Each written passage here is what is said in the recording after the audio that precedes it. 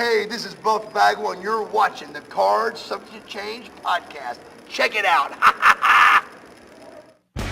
Welcome back to the show. Welcome back to the show.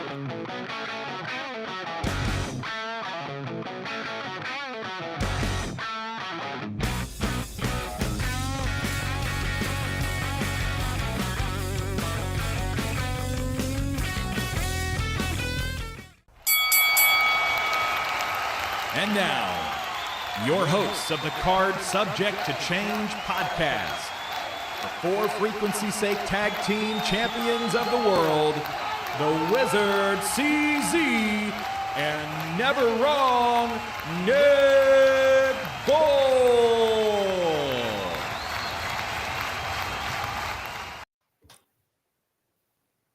Hello, everyone, and welcome back to another exciting episode of the Card Subject to Change podcast, the podcast by the fan for the fan, of course. We are powered by Lopez Pizza, built by Durham Remodeling, and colored by Ryan Allison the Tattoo. You can hear us live right now, loud, and of course on replay on the For Frequency's Sake network. Thank you so much for joining us. Episode 222, plenty to get to tonight, but I'd be remiss if I did not introduce myself. I am Never Wrong Nick Bull. I am joined by my tag team partner. We are the co-champs of the For Frequency Network. He's also a wizard, folks. He is the one, he is the only, he is the Wizard CZ. Wiz, how you doing, bud? Can we shorten that? Can we do a different intro and do where you say Wiz CZ and do the Rob Van Dam thing? Okay, we can do it again. And then I'd be remiss if I did not introduce to you my tag team partner. He is the one half of the For Frequency's Sake Tag Team Champions. He is the Wizard CZ. Okay, you're welcome. I love it. I'm sorry. I was chatting with Stryker over Rob Van Dam, and I love your Halloween costume, by the way. You're an effing mark. Yeah. We're already off the rails, and we are, folks. We are, but it is the season, right? I mean, why not? So, no, we're having fun here. This is Card Subject to Change. I am Never Wrong Nick Bull. He is Wizard CZ. And this is episode 222. Wiz, what do we have going on? What's going on right now? And what do we have going on tonight on the show? Man, I'm excited. We had this gentleman on briefly during the summer at our Podcasts Collide event, and now we get to pick his brain for a full episode, learn about his wrestling journey. I'm going to bring him on in. Let's welcome to the studio, Mr. Leo Santel. Leo, how you doing today, buddy? Good. Thanks for having me on. I'm very excited to be a part of this. Absolutely. We're happy to have you on. I'm glad you're able to make it. Yeah. Leo, we're glad to have you here. We've talked to you, like we said briefly before. This is a much more relaxed environment. You're not getting tugged a million ways tonight. So just sit back and relax and start. We got the hard-hitting questions here for you. And I always ask our first-time in studio members or whoever comes onto this show, why pro wrestling? What was it for you that got you what is it? Why pro wrestling? Man. Okay. So I want to say 8 years old when I was first exposed to professional wrestling. So one of my next door neighbors was babysitting myself and my brothers, and her husband would always put on WCW, would tape Nitro, would tape Thunder, would tape pay-per-views even. And so that would be all he watched. And so I was kind of exposed to that. I remember seeing Hogan. He was a household name, and really whenever you went out in public, you couldn't go down the street without seeing an Austin 316 shirt, an NWO shirt. It was like that worldwide at the time. It was that white hot. And so that was my first exposure. I didn't get into wrestling up until about 2003. It all started with, a video game that I got for Christmas randomly. WWF Just Bring It. We had previous video games before, and so we knew some of the names like Hogan and Sting and Goldberg and everybody else, but we didn't exactly know like how to watch it. It's kind of past our curfew, our bedtime and whatnot. So, but I remember flipping channels and watching Raw for the first time. And I remember being hooked instantly. The wrestling, the stories, everything involved with it.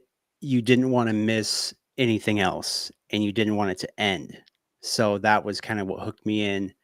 And Does, so, does something stick out from that first Raw that you saw? yeah, You yeah, remember? What was it? Steve Austin. I was like, I haven't seen Steve Austin on TV before. So Oh, I've yeah, always seen him in pictures and video right. games. I'm like, okay. I was like, well, I can't miss a single episode now. I see him in person and he's such a badass. So I'm like watching this. And I think this was just before like WrestleMania 19 in Okay. 2003. So to give you guys like a timeline of Okay. where Yeah, that is. no, but that's cool. That's cool. I just didn't know if you remembered something from that particular episode. I mean, there's so Yeah, so it was just I don't know, Steve Austin being a badass, and I think he was locked out of the building and somehow got his way back in, and it was just chaos, and so that's what stood out to me, just the entire like uh theatrics and pageantry of it, and the story behind it. I was like, it's a everlasting story throughout the entire episode, and it was just super cool, and so that hooked me in, and it just snowballed from there. I got into different kinds of wrestling and everything else. But yeah, all it took was a Raw episode. So, of course, the follow up to that is what was that moment? What was that crystallizing period that said, I've got to do this? Oh, okay. So my younger brother, Brett Hadley, he actually got a head start before I got trained. And so he got started in 2014 and I was supposed to join him. I was going through some personal stuff at the time, so it kind of got put on hold for a while. And then I moved out of state and then kind of came back to it. But um, I've always wanted to be a professional wrestler. We've always done like, every kid does backyard wrestling, you know. It's something that every kid always does, either if it's on a trampoline or in their backyard or whatever, they're exposed to it. They want to emulate the moves on TV. So, I don't know. I always had that dream of being involved with wrestling somehow. I didn't know I was going to be a wrestler. I had ambitions of being commentator, ring announcer, whatever. Very big into, radio and stuff. So that was always something I really wanted to do. But I also had the love for like, I want to be in that ring competing. So about, 2021, my friend TJ Wilt, he hit me up and he asked me if there was any wrestling schools around Iowa. I wasn't trained yet. So I was like, I'm just telling you what's out there right now. And he eventually got trained at Impact Pro Wrestling. And I was like, I'm kicking myself in the ass saying, if he's doing well, I got to join him. right, That's super right. cool. So eventually I went to the IPW school in Collins, Iowa and got trained. What was that? What was that like? Your first day of training, walking in the building, knowing you're getting ready to start an adventure. What was that like for you? It was I felt that rush because like I took a tour of the training facility about a week or two prior, and I was just like, wow, like this is cool. We have something here in our state that, we can go to and hone our craft. And I just love the environment. It's not perfect, but it's a place to get, learn your stuff. So it was just a rush, getting to meet the, fellow trainees and James Jeffries and TS Aggressor and Justin Decent later on. And they all helped me along the way. It was just super cool. Yeah, the first day was really a rush. Just I wanted to get involved any way possible and soak up as much as I could as far as knowledge and learning everything. So yeah, it big deal. And I love, we've talked to several people who have been through the Impact training. We've got Black and Brave right in our backyard. I love that there's more options here in Iowa and in the Midwest than that. And it's something that before I started the podcast, I wouldn't have had any clue about. And I've loved meeting everybody who's come through that system because they've all been fantastic. I love watching you guys, and knowing you from Absolute Pro, they're my go-to right now, as far as where I like to go watch wrestling. If I'm gonna pick a place that's close and they have a show, I'm gonna be in Waterloo. Yeah, I think it's just a really good quality wrestling here in town, at least in this state. And there's many that you could choose from. I mean, there's Central Empire Wrestling, there's Madhouse. But I mean, as far as Absolute Pro Wrestling goes, I think they have a quality product. And I'm not being biased just because I'm more prominent there. I'm saying like the production keeps growing, the matches keep everybody involved. I just think it's a good atmosphere for a wrestling fan to at least give it a shot. And so I've brought friends out there, and then whenever they travel, especially to the Des Moines area, it's always good to have them go off and cheer and boo whoever they want. And I don't know. I just always thought that was a fun atmosphere. I haven't heard a complaint about it. And you mentioned other promotions like Central Empire, Madhouse. This is such a hotbed for wrestling, whether you're in the Iowa area or like Nick and I right on the Illinois, Nick being in Illinois, both of us on the border. Between Iowa and Illinois, there are so many great promotions with so much great talent. I love that we're exposed to that and meeting people who come out of that system. It's a lot of fun, and there's so much to choose from. It's some weekends it's hard, some weekends there are 3-4 shows going on within an hour or two of us. And I'm like, well, I really want to go to a show, but which one do I go to? Right. And I think that's a really good thing to have. Honestly, is that choice. Problem to have, right? Yeah, that's a very good problem to have. Just to have that choice of like you can go anywhere you want, and to give different promotions a shot, see which one sticks out to you. We are speaking here with Leo Santel. This is the Card Subject to Change podcast by the fan, for the fan. Of course, we are powered by Lopez Pizza, built by Durham and Modeling, and colored by Ryan Allison Tattoo. Leo, I want to get back to your wrestling upbringing and, fandom of sorts. Those wrestlers that you were emulating in the backyard on the trampoline, those wrestlers that you liked or emulated growing up, did those transfer into what you would become as a wrestler? Yes, it did. So eventually, over my time being a wrestling fan and kind of maturing a bit and paying attention more into the in-ring aspect, I grew more of a fan of like technical wrestling and catch as catch can, and just watching anything like that. So I very much loved Kurt Angle. He was one of my first favorite wrestlers of all time. I still consider him one of the greats. And then like as I was getting more introduced into independent wrestling around the United States and even across the world, Zack Sabre Jr., incredible. Fantastic. I've never seen anybody as technically sound as he is. He reminded me of just, a very scrawny Bryan Danielson, and I loved it. So, so like I was very much in the Ring of Honor.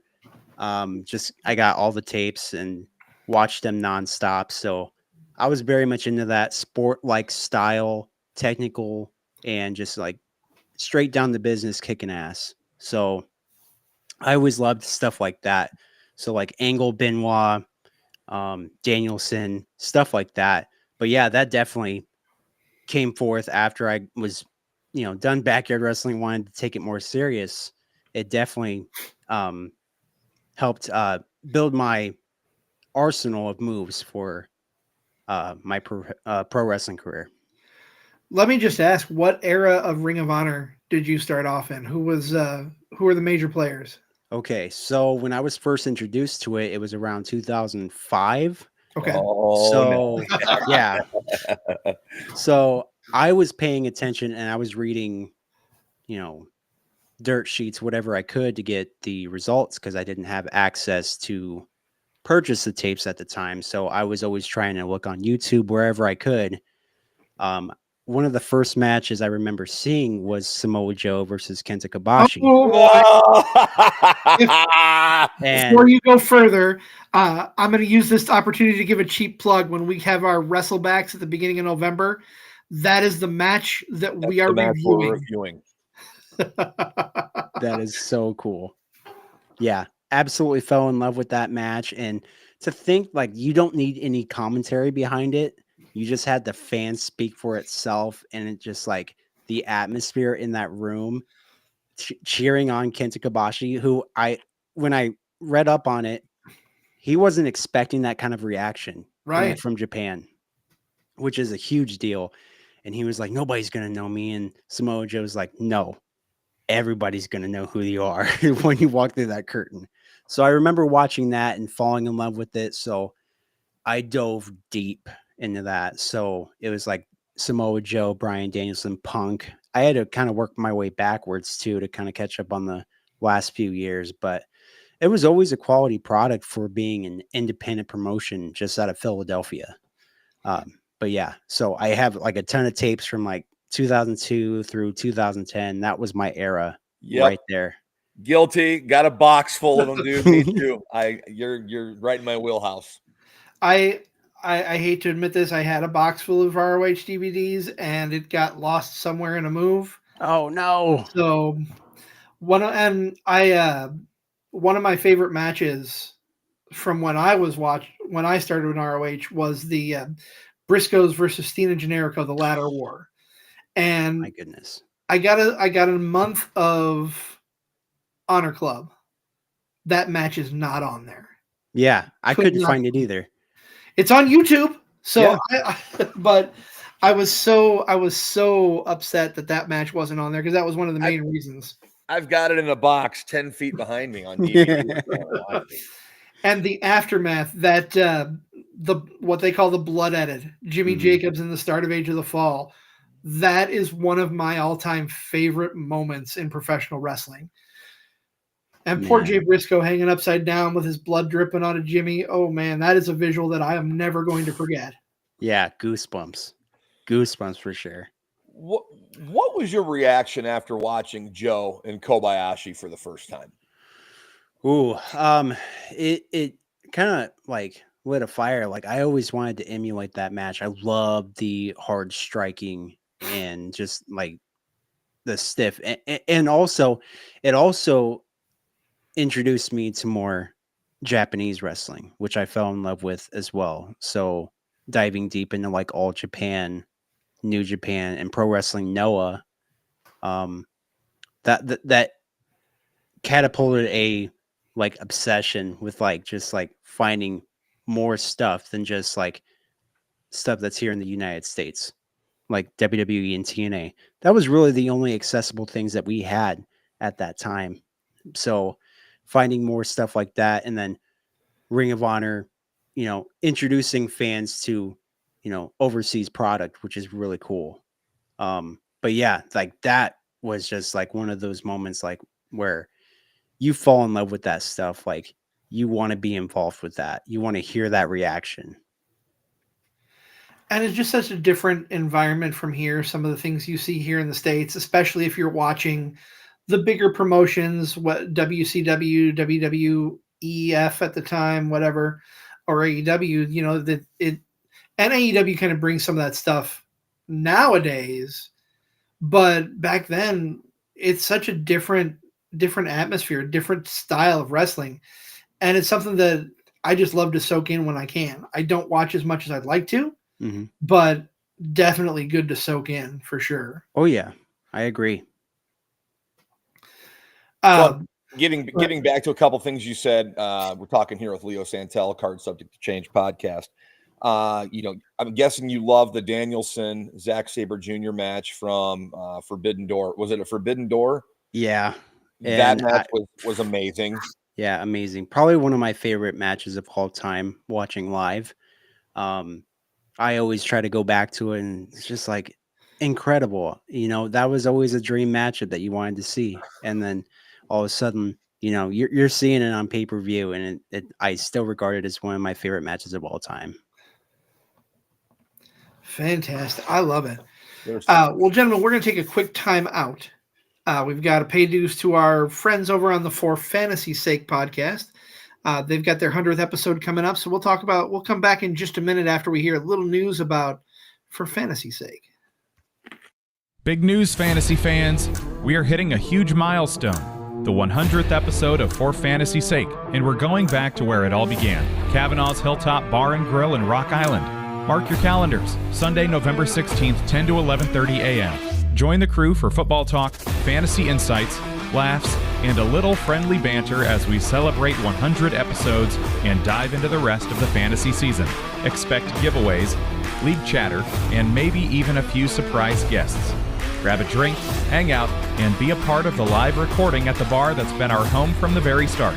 Whether you've been with us since episode 1 or just joined this season, this is one party you won't want to miss. See you at Kavanaugh's. Hello, this is Mick Foley, and you are listening to the Card Subject to Change podcast. Welcome back to the show. Welcome back to the show. This is the Card Subject to Change podcast, episode 222. Of course, we're joined in studio tonight by Leo Santel. More with him in a bit. We are, of course, powered by Lopez Pizza, built by Durham Remodeling, and colored by Ryan Allison Tattoo. I am never wrong, Nick Bull. He is the Wizard. CZ. Come on. If you want to do this gimmick thing, you got to be the one doing it, not me. That's fair. That's fair. It does not say Wizard CZ's hype man on my chroma key. Are you sure? I'm positive. Okay, well, that's fair. And of course, we are part of the For Frequency's Sake podcast network. So thanks to For Frequency's Sake for hosting us these last 3 years. Love being a part of their network. Let's jump back in with Mr. Leo Santel. Leo, I've got to ask you. You have such a great moniker, the Untamed Lion, and I got to know the story how this came about. I had the toughest time coming up with something like that. One of my favorite animals is a lion. I love the lion. I was told as a little kid I had like the kind of lion mane hair, very like lion-like. So I always kind of like carried that along with me throughout my childhood and stuff. But I wanted to be something of a lion with Leo Santel. Leo being my, also my astrology sign is a Leo. So I was like, I wanted to carry that along, and I said, I want something with a lion in my nickname, because I know one of the ring announcers was telling me, hey, you have a nickname? And I'm like, I'm still working on it. Give me about 2 weeks, and Waterloo, I'll let you know. And so we just kept on coming up with something, and something stood out to me. I'm like, I wanted like something like unhinged, something like untamed. Like I can't be tamed as a lion. And so that's how I wanted to feel in the ring, and I wanted to carry that to the ring. So eventually the Untamed Lion came about, just like that. One show, I was like, Untamed Lion. And he's like, that's badass. Let's do that. So I carried that along, so I kept it with me. And as a former ring announcer, I just love the way that sounds. I can picture myself introducing you, though I'm out of the game and probably couldn't intro anybody as well as I used to. But hearing it at the venues, it's fitting and it's perfect. I love every time you come out. I appreciate that. Yeah, I just I've always carried that along, and a lot of people like it. So I was like, okay. I mean, we did something right there. Oh, without a doubt. What I know we talked a little bit about your influences. What are you watching now? What kind of grabs your attention in today's world? Are you going back and watching older stuff? Are you watching current product? Where do you gravitate towards? So I always go back and watch older stuff. There's nothing like wrong with the current product in my eyes, but I always gravitate towards the older product. I've always been the one, especially when I was first starting out, I wanted to bring like an old school style to my repertoire and bring it to the ring. That way, you know, it's not like over the top and you're not doing complicated stuff to the point where you might hurt yourself. I wanted to be ground and pound, old school wrestling, rugged, and untamed. So that's why I wanted to do. And so I'm always going back and watching older stuff rather than new stuff right now. I just got a huge tape collection that I just go back and watch every chance that I get. And so that's mainly what I watch. All right, you're in my wheelhouse. What are you watching? What are you really like the old stuff you watch? Because I have about like 5 or 6 things I currently like watch at a time, and like most of it's older stuff, but I like the newer stuff too. What's the stuff that you like? What do you go back to? So as far as like I brought up Ring of Honor, so I'll watch that. Sure. I've been also getting tapes of like early All Japan Pro Wrestling from the early 90s. So like Mitsuhara Misawa, like the 4 Pillars of Heaven. Those matches are incredible. You can never go wrong with any of those matches. I mean, 5 stars, not even by Meltzer standards, but like 5 stars, like it's brutality in wrestling. It's amazing. Yeah, it's always amazing. So you can't go wrong with those. I don't know. I'll watch everything. So I'll even watch like Lucha Libre, even though I can't do half the stuff that they do. But yeah, so I'll watch like even like World of Sport from the UK from like the 80s, and some of those things are incredible. Like it's like I gotta steal some of that stuff. Technically, that's some of the best wrestling you could watch if you're into that kind of stuff. But yeah, I'll watch a bit of everything, but it's a lot of older stuff, like 15, 20, even like 40 years old. So Okay. it's a lot of that. So you can't say Joe and Kabashi. That's too easy. Okay. Is there a particular match or a particular event that you can just watch on end? Yeah. So I found myself knowing every single part of WrestleMania 19. I watched that DVD nonstop. It's one of my favorite WrestleManias of all time. I'm a big promo guy, so the Rock's promo I know word for word when he's being interviewed by Coach. So I know that one. And then also Pro Wrestling Noah's Destiny 2005 from the Tokyo Dome. It's an incredible pay-per-view. You see some of like the biggest stars in wrestling over there, as far as Japanese wrestling. I think it was God, what was it? Toshiaki Kawada versus Mitsuhara Misawa, one of the best matches. I don't know. Top to bottom, it's a really, really awesome card. So I highly recommend watching that if you're into that stuff. But yeah, WrestleMania 19 sticks out is probably the most prominent one where I know move for move, word for word, whatever they're doing. It's something I wore out the DVD. I recently went back and reviewed one of my. Everybody who watches the show knows I'm the Shawn Michaels guy. Nick's the Bret Hart guy. I like them both. I like them both too. But at the end of the day, Nick, let's face facts. You're a Bret guy more than a Shawn guy. Right. I am. I'm also a big Jerichoholic. I not so much his most recent work. The Learning Tree stuff could die in a fire. Didn't say that out loud. But Easy. HBK versus Chris Jericho, WrestleMania 19.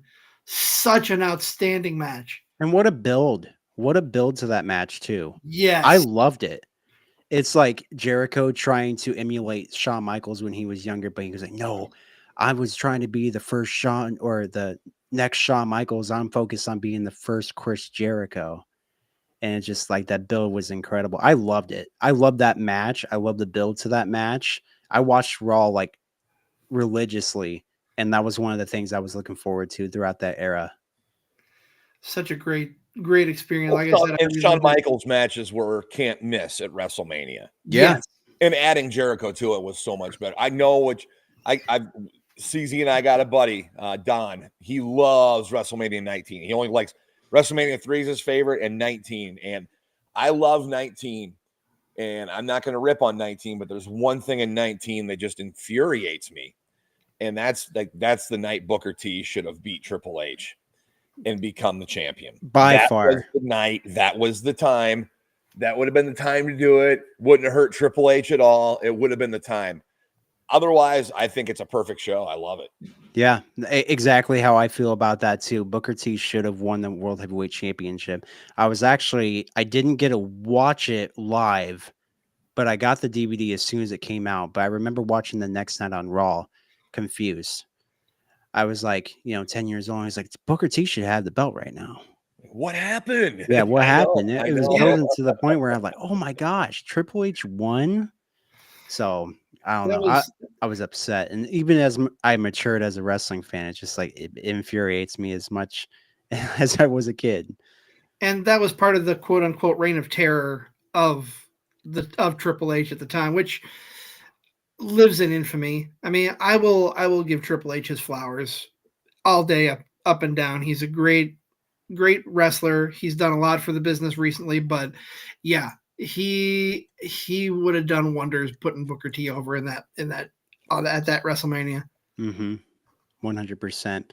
And like the 20-minute promos to start Raw every week.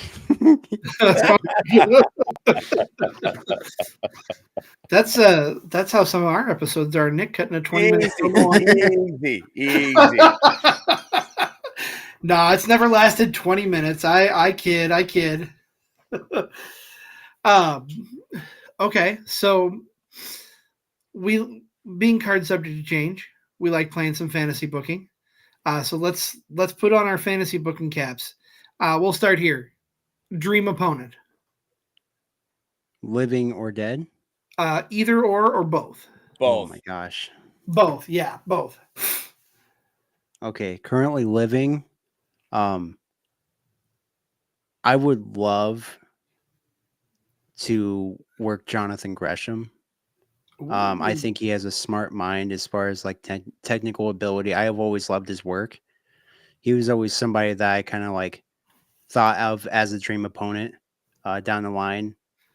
Almost made the trip to Atlanta to do one of his seminars. But it didn't end up working out. But I was like, that was always somebody that I would like to pick his brain and eventually face in a matchup.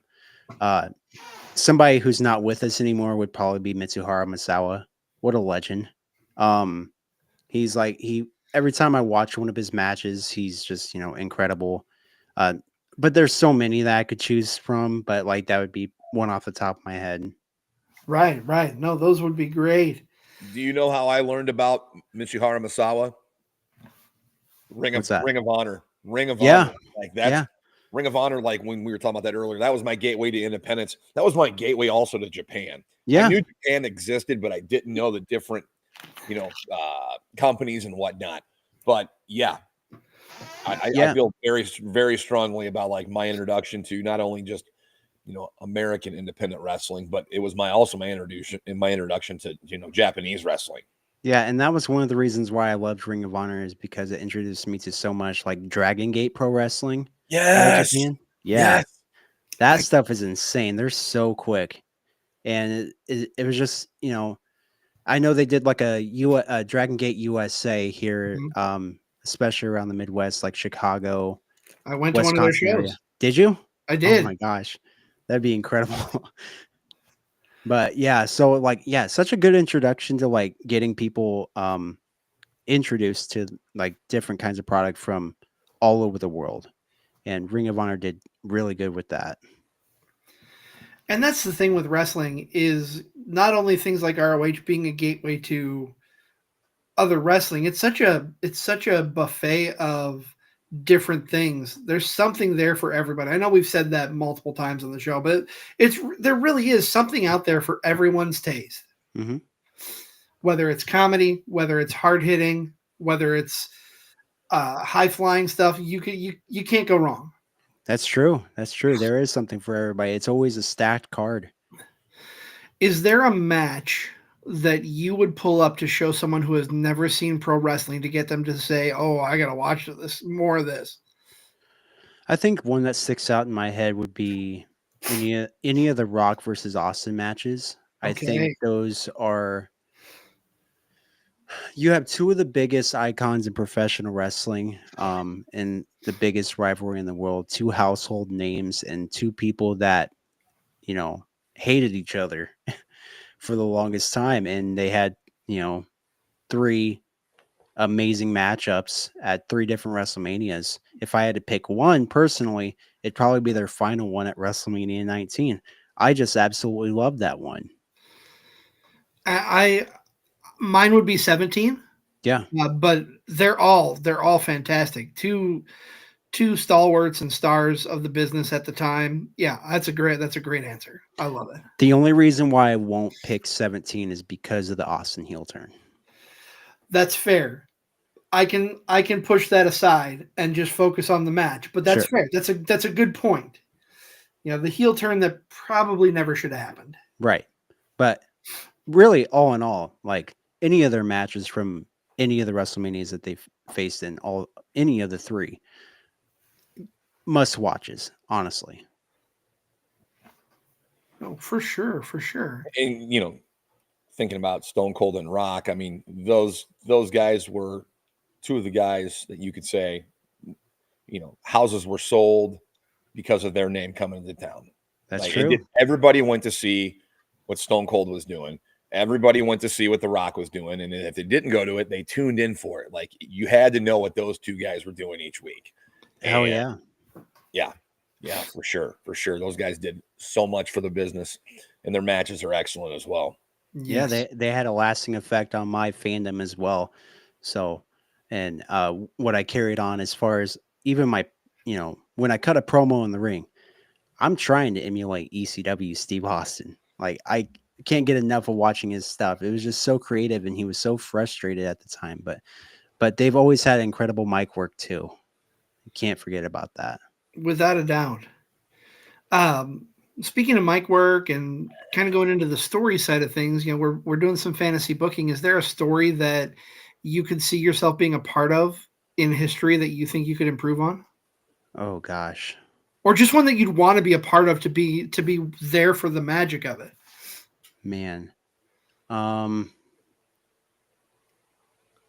that's so tough. There's so many. To be involved as a talent or as a fan or both? Both. Gosh, I mean, the Rock versus Austin stuff is really cool. I think I'd pick that just to be in that arena as as everything's going down would be mind-boggling. I always go back and watch like these old WWF pay-per-views, and it's just like, man, to be a part of that crowd with like so many signs and like seeing like magic happen, like history happen with all these like names that are going to be legendary. But yeah, I mean, that would be one incredible story to be there in person. Like, hey, you could go back and be the ref. I could, yeah. We could be the ref. My gosh. Imagine that. Being a fly on the wall for that. Imagine that. Just being in there, all you're in there for is to count to 3 and don't get caught staring at the show, because those guys were amazing. Yeah, that would have been that'd be cool. I don't know if I would want to be a part of the Montreal screw job. No. Absolutely not. No. Too much pressure. I think it only popularized Earl Hebner more, but regardless. Honestly, yeah. He got an action figure out of that. You know, and every time you see him on the indies, that's his thing. He He's there to screw somebody over. That's right. That's right. And he doesn't have a problem talking about it either. No, not at all.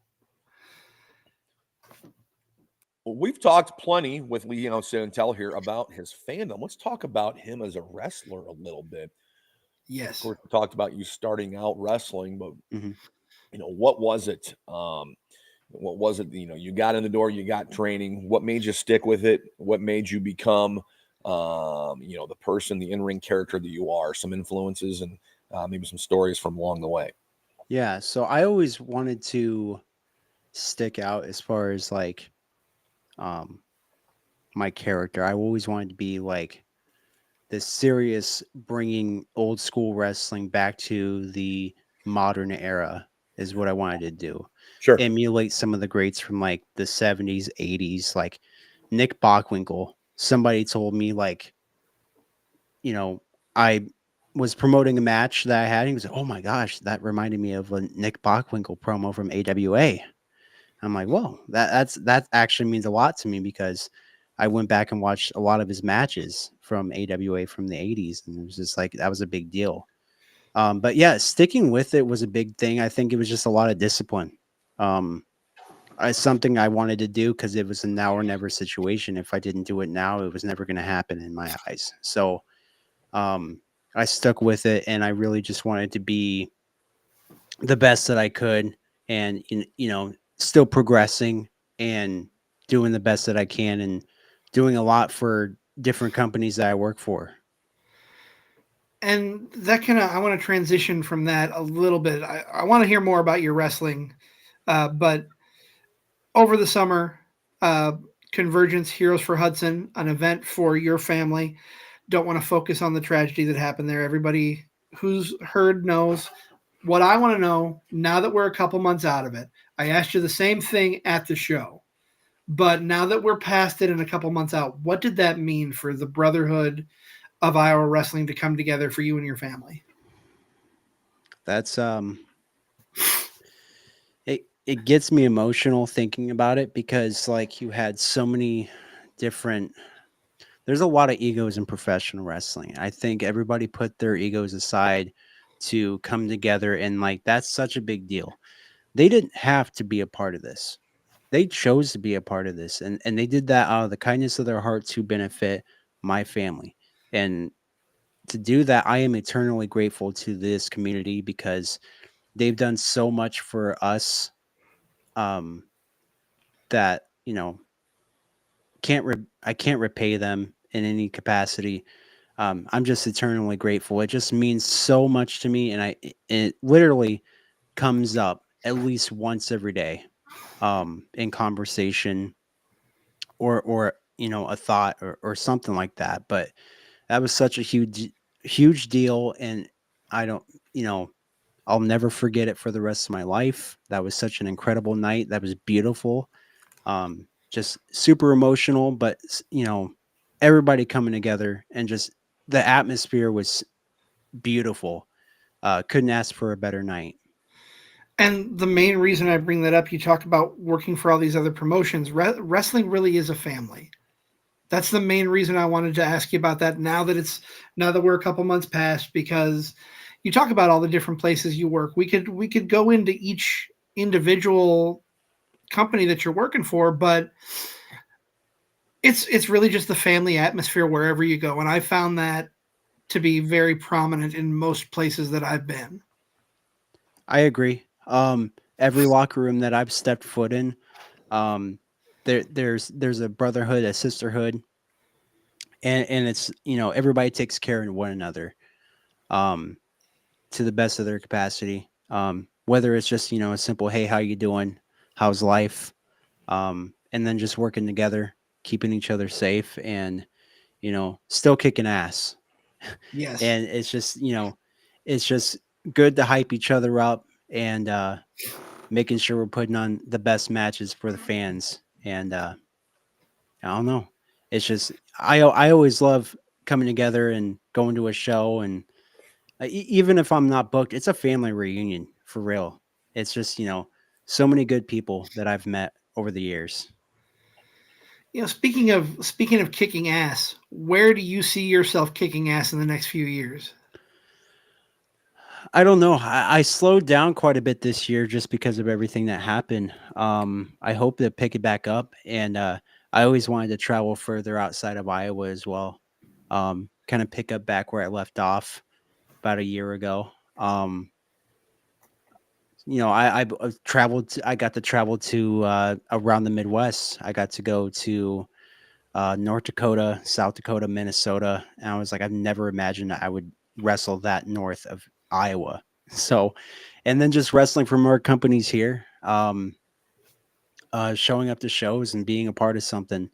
Um, Always willing to travel. But yeah, I mean, this year I may have slowed down just because of everything, but next year, big year, we can make it happen. And I know this time of year is slow for pretty much everybody. We get into the winter months here in the Midwest. The promotions tend to slow down a little bit, which is understandable because it's cold. Sometimes it's snowy. Nobody wants to drive in the snow. I get it, but I can't wait to see what the next couple of years bring for you. I'm excited. I appreciate that. Yeah. I'm just going to keep working as hard as I can, keep getting in better shape and keep working on my craft. Hopefully get some really good matches over the next couple years and just work my ass off. Hell yeah. Leo, I know we're getting close to that time where we start wrapping things up. Always got to give opportunities for our guests to share where they can find you on socials and where they can find you when you do get back in the ring, when you're ready to kick more ass. Yeah. So I can be found on Facebook. Just search up Leo Santel. I'm also on Instagram at the Leo Santel. I also have a YouTube channel, Leo Santel, and you can find all my previous matches from the last couple of years on there. Still trying to upload some more as they get, filmed. But yeah, so I'm pretty much on those platforms prominently and trying to post as often as I can. For sure. And I know I don't think I've subscribed to your YouTube channel yet. Just not out of any reason other than laziness, but I'm kidding. I've seen your matches in person, and I definitely am looking forward to seeing some more of your archive. Which fantastic. I appreciate that. Kind of to wrap things up, if you were to give advice to your younger self, knowing what you know now, what's the best piece of advice you would tell yourself? Take opportunities when you can. I had a chance to become a professional wrestler 10 years before I got started, and I didn't do it. And I still kick myself in the ass. I'm glad it got done, and I'm doing it now. But I always got to, listen to your gut, not your head, and take opportunities when you can. That's really it. That's what I would tell them personally, because I know that love for wrestling was always there, and I can't let the personal stuff take over and keep me from doing what I want to do and live out my dream. So I would definitely tell them just trust your gut. Absolutely. Nick, do you have anything final to add before we start plugging our stuff? No, I just know that I follow him on Instagram, and I know that when stuff's going to pick up in the future, to keep the eyes on the social media. It's such a wonderful thing in current days. I couldn't imagine being like a wrestling fan in like the 70s, where everything was through word of mouth or a show poster or a newspaper ad. Like there was it wasn't instantaneous at your fingertips. It's like we got this gift, and I mean wrestlers do a good job of using it. So, and that's how I keep in touch with most of the wrestlers I follow. So looking forward to the dates ahead when we'll be seeing you back. Absolutely. I appreciate you guys. Absolutely. Thank you so very much for coming on. Before we wrap things up completely, we'll talk a little bit about what's coming up. I'm going to since we mentioned it earlier, we're going to start, Nick. This was your choice of matches. I'm super excited. I've watched this a couple times, and I'm going to watch it a couple more because it's such a great match. But when WrestleBacks returns next Tuesday, a week from this Tuesday, we're reviewing Joe versus Kobashi. Such a fantastic match. Go out of your way on YouTube to watch it before we review it with our good friend Joe Winkle, Nick. Yes, this one's going to be a lot of fun. I'm interested to see definitely Joe's take on it, who had never seen the match before, had heard about it. So looking forward to his take. Of course, sitting here talking with Leo Santel about it, it's a match that transcends just generations. I mean, I think it's one that's going to stand the test of time. So I tune into the show and I'll tell you why it's one of the greatest matches of all time, and it's going to transcend time. But yeah, that'll be coming up on WrestleBacks. And you said that's next Tuesday, CZ? Yeah, we're a little over a week away from it. Hard to believe, isn't it? We just did the last one, man. I know. It's like time just goes too fast. Coming up before that, though, this Wednesday, Zach and I are back with Wrestling with Fitness. Zach's friend Vinny Cataldo is going to join us. That's Wednesday at 7. Looking forward to catching up with Zach. He had last month off due to a prior engagement. So that'll be fun getting Zach back in the studio and just checking in with our wrestling or our fitness journey with a little wrestling sprinkled in. And next Sunday, we go from a lion to a god. I don't know if that transition is good or not, but I'm excited to talk to the golden god himself. Oh my, Mr. Bryce Jordan. My brain froze for a second there because, You okay? No, but I will be. Okay. Bryce Jordan, another prominent figure here in the Midwest. Looking forward to talking with him. He's on recovery from an injury, so we'll hear about that as well.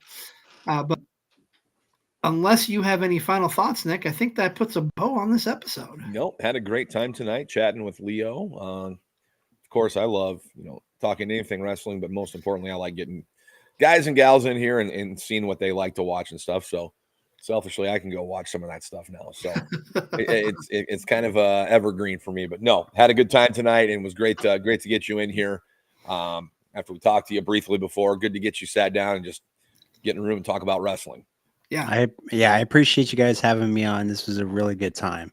Definitely. And look forward to sometime down the future, maybe we get you back in the studio. Absolutely. I'll be down to do it anytime. Awesome. Well, that is going to put a bow on this episode of Card Subject to Change, the podcast by the fan for the fan. Of course, we are powered by Lopez Pizza, built by Durham Remodeling, colored by Ryan Allison Tattoo on the For Frequency's Sake podcast network. For my tag team partner, one half of the For Frequency's Sake tag team champions of the world, Mr. Never Wrong Nick Bull, I am the Wizard CZ, and we'll be back here next week with another edition of Card Subject to Change.